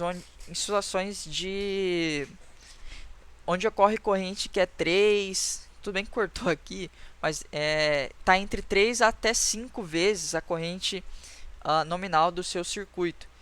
Então, se você tem uma corrente que é 3 a 5 vezes maior, ou seja, já seria encaixado como um curto-circuito, ele vai desarmar, certo? Então, o disparo instantâneo magnético dele é nesse sentido. E as aplicações dele, da curva B, é o que? Os disjuntores de curva B são usados onde se espera um curto-circuito com baixa intensidade. Normalmente cargas resistivas, tipo chuveiro. O seu chuveiro desarma por causa disso aqui, né? Ele detecta que dois chuveiros ligaram, né? Ou seja, um curto-circuito, não curto-circuito, né? Mas assim, uma sobrecarga ali ele detecta por conta disso daqui. E em residências nas tomadas de uso em comum, onde a demanda de corrente de partida do equipamento é baixa. Então assim, equipamentos onde não demandam movimento, né? Onde não é motor, né? Etc. Então assim, onde a demanda da corrente inicial, né? Assim que você liga, é baixa. Então você pode colocar esse disjuntor de curva B, né? Por exemplo, um disjuntor de 10 amperes nessa curva deve operar instantaneamente quando sua corrente atingir um valor de 30 a 50 amperes, né? Então assim, se você tem um curto-circuito a sua corrente normal é 10 amperes, né? Se você tem uma corrente ali de 30, quer dizer que ele já vai desarmar na mesma hora. Se você tem uma corrente de 50, vai desarmar na mesma hora, entendeu? Porque assim, tem alguns equipamentos que no momento que você liga, a corrente que ele puxa, ela vai ser maior, né, pessoal? Ela vai ser maior do que a corrente nominal, né? Imagina assim, um motor, o momento de partida dele, ele puxa uma corrente muito maior do que a corrente total dele, né? Imagina você quando você tá começando a pedalar uma bicicleta. Quando você vai dar as primeiras pedaladas, você tem que fazer muito mais força para sair do lugar, não é verdade? Basicamente no motor é a mesma coisa. Para você manter seu ritmo depois na bicicleta, é muito mais tranquilo, mas para você dar suas primeiras pedaladas, você tem que fazer muito mais esforço. E para um motor e basicamente qualquer tipo de equipamento é a mesma coisa, né? Para dar aquela puxada inicial, aquela arrancada, todos os equipamentos eles puxam uma corrente maior do que a corrente nominal. É para isso que serve essa curva de atuação, né? Então assim, ele não vai atuar imediatamente. só se você tiver uma corrente 3 ou 5 vezes, de 3 a 5 vezes maior. Só assim que ele vai ativar. Então ele vai prevenir você de desligar instantaneamente de uma maneira frustrante, né? Imagina, você vai ligar dois chuveiros e vai desligar na mesma hora porque está mal dimensionado, né? Às vezes, às vezes você até podia ligar dois chuveiros ao mesmo tempo, não ia esquentar, né? Não ia ter o fator sobrecarga, porque a sobrecarga deixava lá por muito tempo. Mas às vezes tem um curto-circuito, né? No momento que você ligou os dois chuveiros, se ligou ao mesmo tempo, nesse intervalo de um segundinho aí, a corrente de partida dos dois chuveiros pode puxar lá no alto, entendeu? E nesse momento aí pode acabar desligando o disjuntor por erro de cálculo, mas um erro de cálculo ruim para você, né? Porque ele vai te atrapalhar. O disjuntor ele vai desligar e vai atrapalhar você. E eu vou estar dando esse exemplo melhor quando a gente chegar na curva dos motores. Basicamente a gente tem a curva C. A curva C ela ativa para correntes maiores, ainda, para corrente entre 5 a 10 vezes maiores.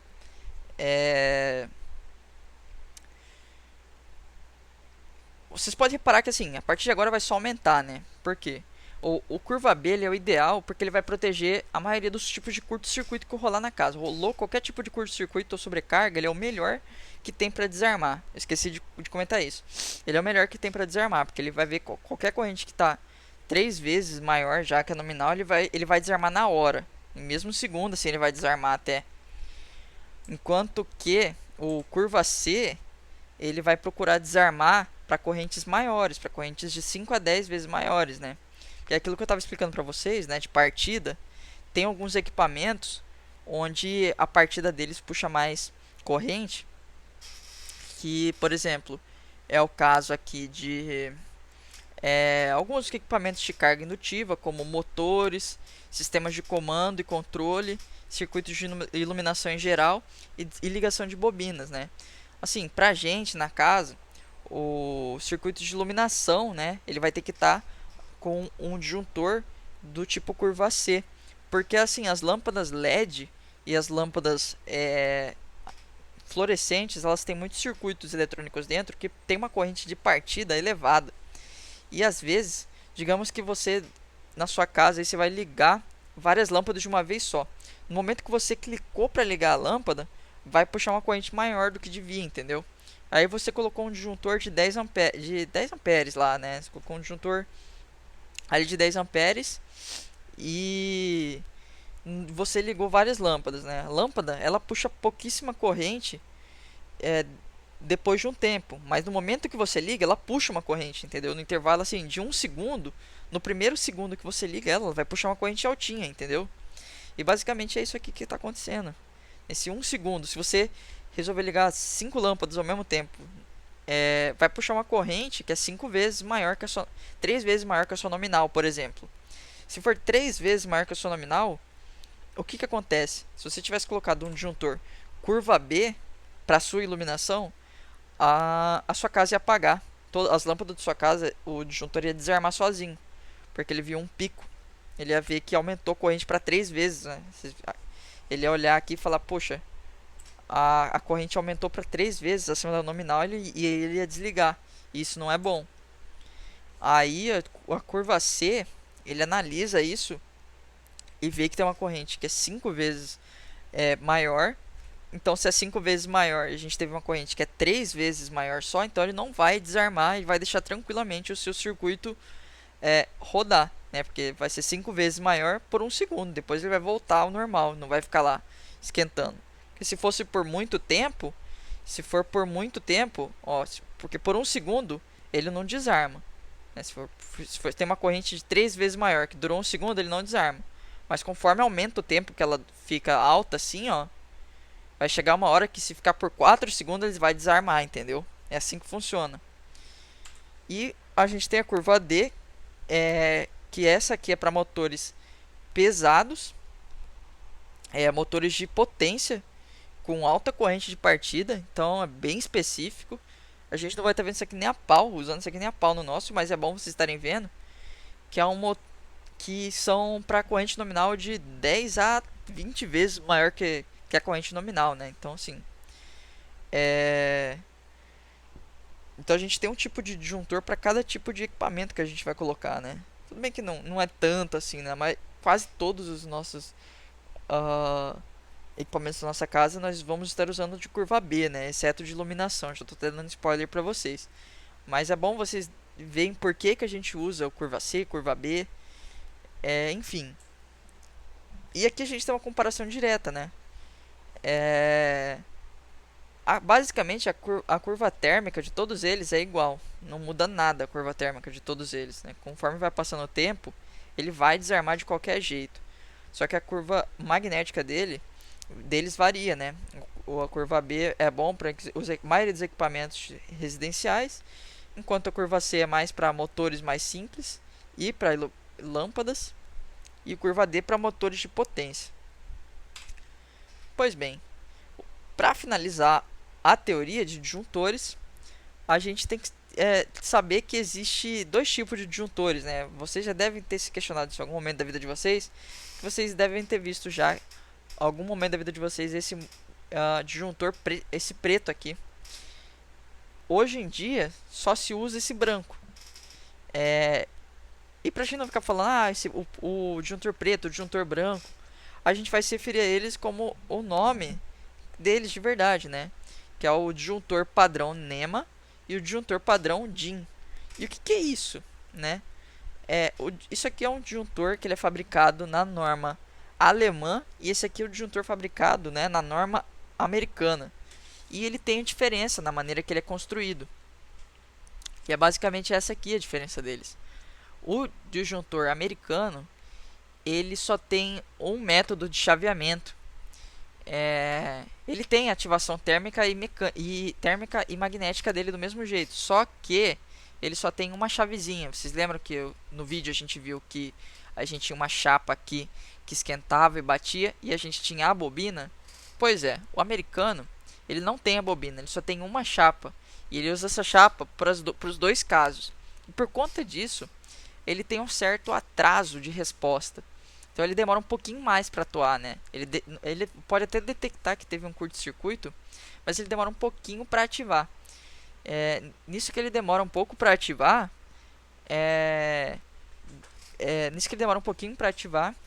você pode acabar perdendo algum equipamento, né? Alguma parte, algum trecho do seu circuito. Bom, conclusão, né? Podemos concluir que os disjuntores da norma DIN possuem uma resposta mais rápida e eficiente em comparação aos disjuntores do padrão norte-americano do tipo NEMA. Isso aqui, pessoal, era só para vocês terem mesmo, para vocês saberem, né, que existe da onde que surge, né? Porque eu mesmo já vi sempre na época que eu trabalhava de eletricista, eu via muito desse disjuntor preto aqui, eu ficava, pô, ele parece diferente, mas ele é diferente mesmo. Então, em tese ele protege do mesmo jeito, ele faz tudo do mesmo jeito, só demora um pouquinho mais para agir. E por conta disso, o branco, né, o alemão, acaba sendo um pouquinho melhor. Por isso ele praticamente só ele é usado hoje em dia. Ele é até mais barato. Aí, por último de hoje, por último ainda não, né, mas chegando praticamente no final da nossa aula, pessoal, a gente vai calcular a corrente nominal do nosso disjuntor, né? A gente vai ter que fazer um cálculozinho que é bem simplesinho mesmo, onde a gente vai falar assim qual que é a corrente que a gente vai atribuir ao disjuntor nosso de cada circuito. Como que a gente vai fazer isso daí, né? A gente vai fazer isso aí através ou dessa expressão A ou da B. Quase sempre a gente vai ficar na A mesmo, mas caso a gente não consiga fazer na A, a gente vai para B. Vocês vão entender isso daqui a pouquinho. Onde IB é a corrente base. Tudo isso aqui, antes de a gente até falar disso aqui, vocês vão lembrar que muitos desses valores já estão calculados naquela tabela de condutores da aula 4. A gente já calculou, né? Que o IB é a corrente base. A gente já calculou a corrente base. Outros conceitos a gente já estudou lá também. Então isso aqui vai ser praticamente só uma comparaçãozinha que a gente vai estar fazendo aqui, escolhendo qual vai ser o melhor disjuntor mesmo, entendeu?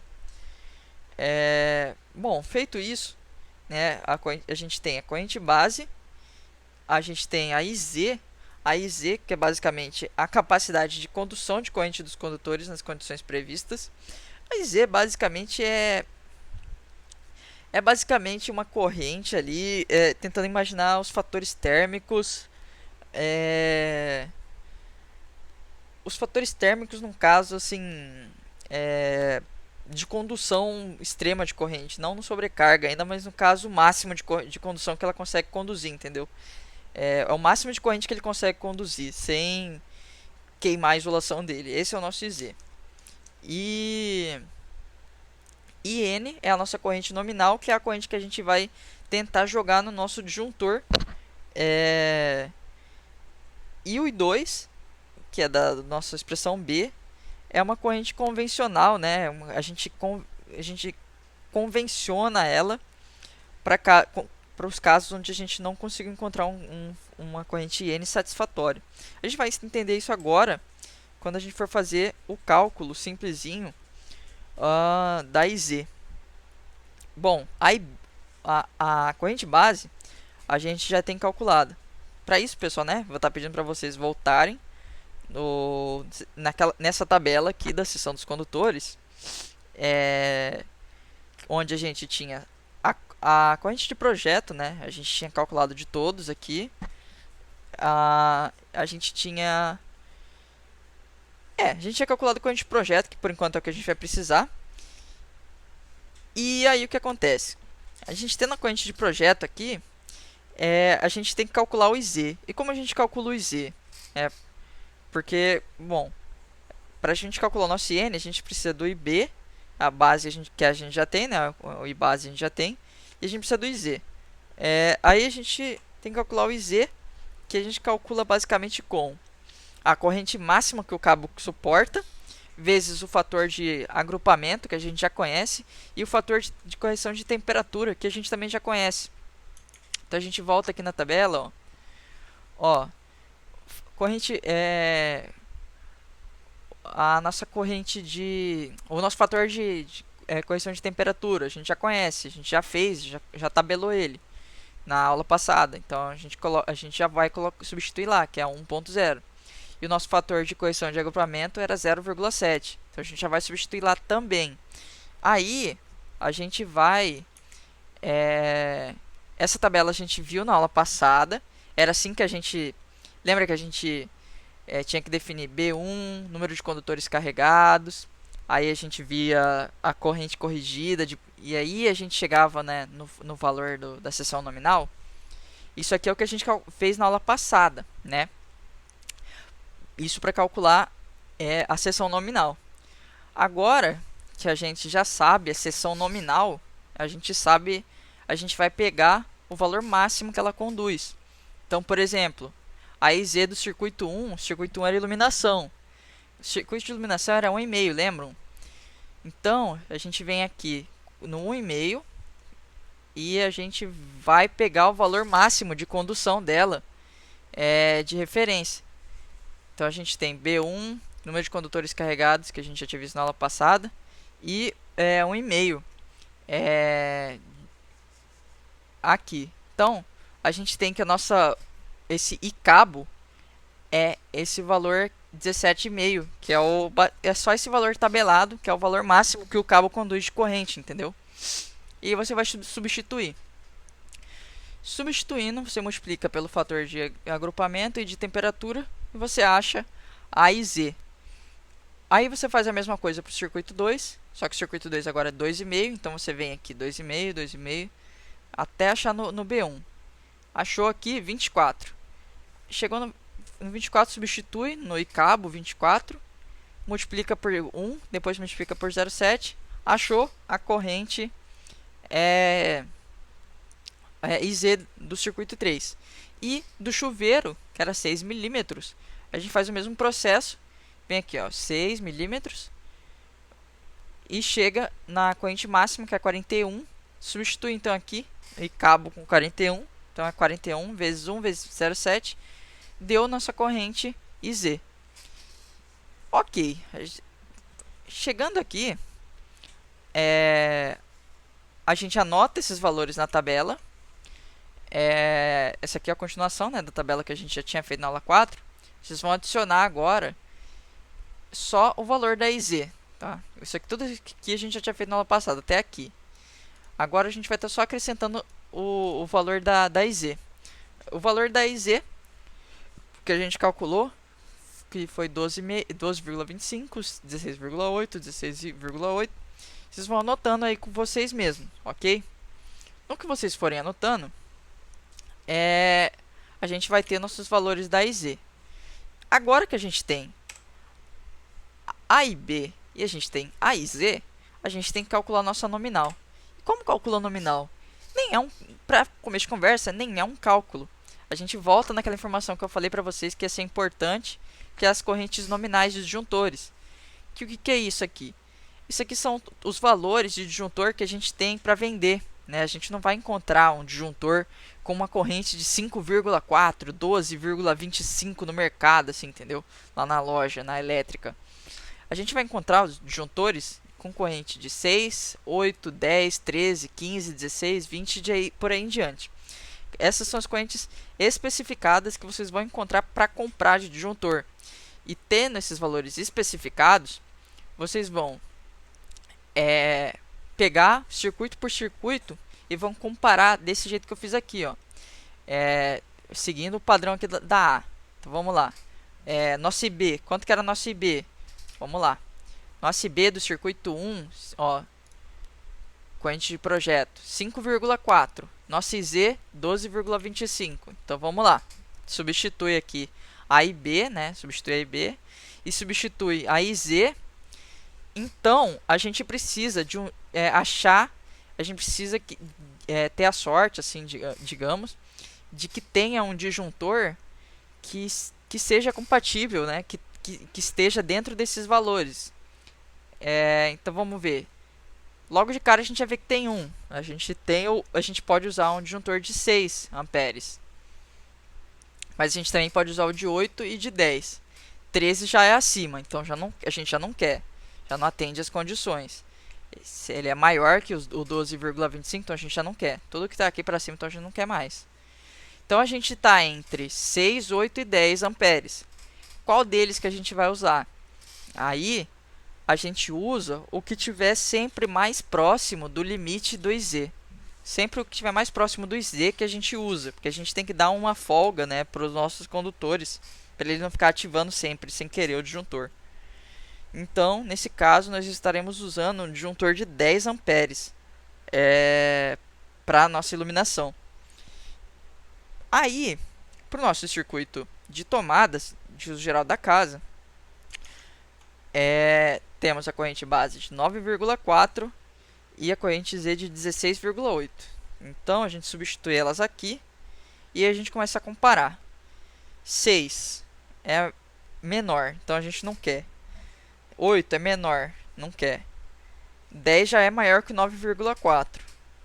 É maior que o 9,4 e é menor que o 16,8. Então, 10 por enquanto tá valendo. 10 por enquanto tá bom. Aí a gente também tem 13, que ainda está dentro. E a gente tem 15, que também está dentro. E tem 16, que também está dentro. Então a gente está entre 10, 13, 15 e 16. Qual desses usar? Novamente, a gente usa o que estiver mais perto do IZ. Então a gente vai usar de 16 amperes.